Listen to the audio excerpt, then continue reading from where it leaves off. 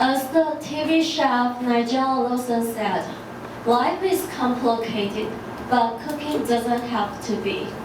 Is that true? For me, it's yes and no. I'm Belle, I'm a self-taught home chef. I would like to share my journey of cooking.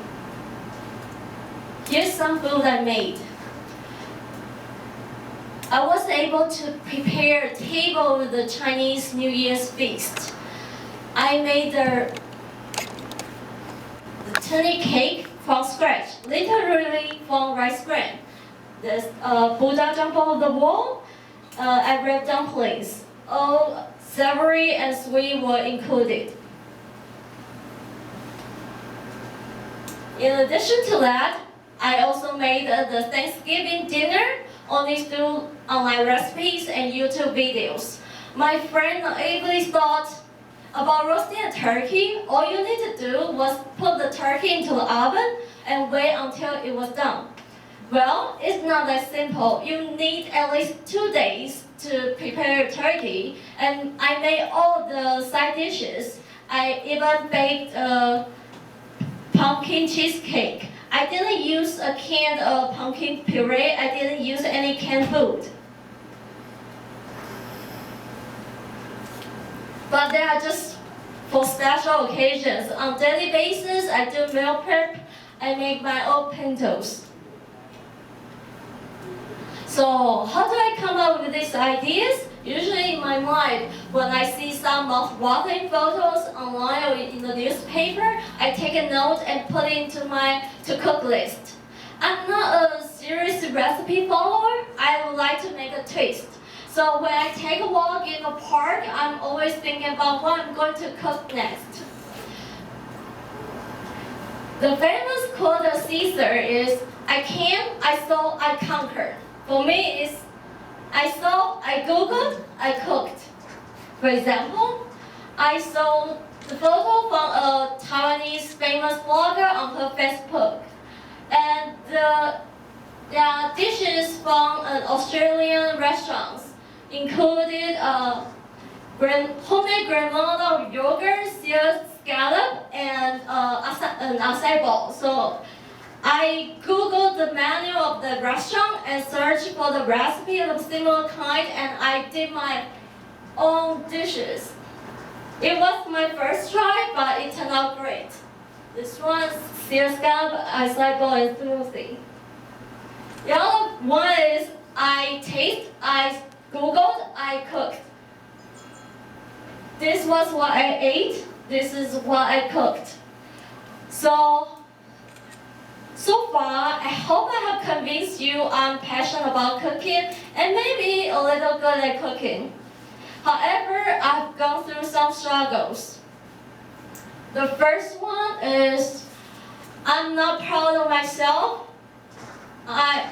So when it comes to talents, you may think about singing, dancing, painting, or even coding. But cooking is not a typical one. So cooking is not something I can show off. So when people ask me, what are you good at? I cannot pride myself by answering, I'm good at cooking. It wasn't until one day I heard a YouTuber of a cooking channel said, cooking is self-care. It hit me so hard. Although cooking is not a de facto talent, it's an act of self-care. I carefully select the ingredients and decide how to handle it to make a delicious, healthy food, and that's self-care.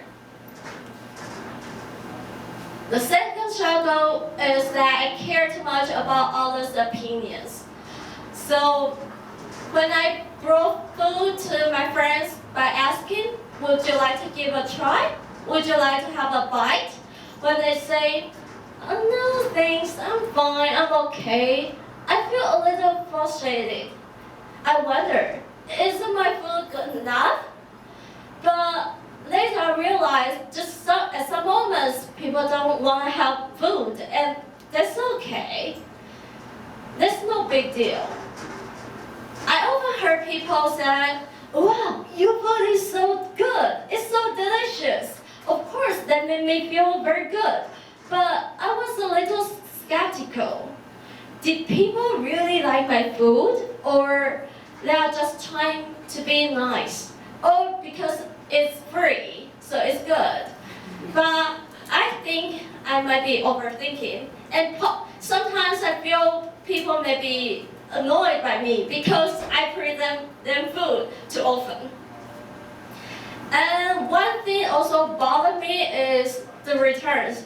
I often shared my homemade food with my friends, but my friends seldom share their homemade food with me.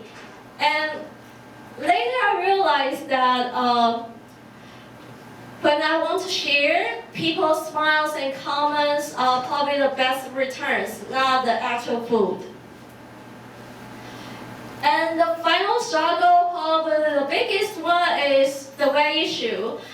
I think my weight issue is a barrier blocking me from taking risks and adventures. I try to hide from people.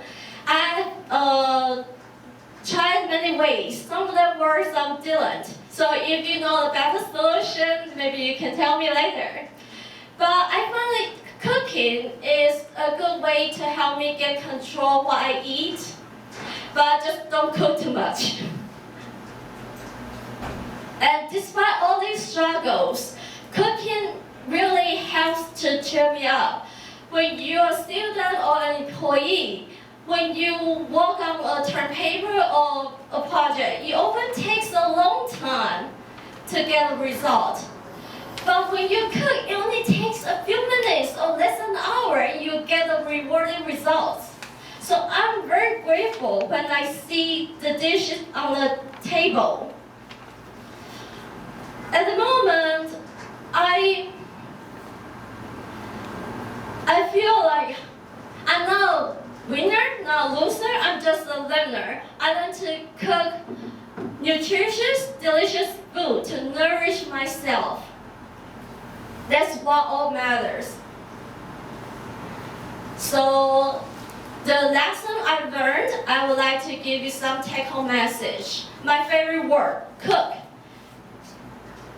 Create your recipes and cook your meals. You can always customize your recipes by just giving a twist of original recipes. Oh, observe what you put into your mouth and trust your gut feeling. Every bite matters. You are what you eat. And be aware of the signals from your stomach and your body. Occasional breaks are fine. Just follow the 80-20 rule.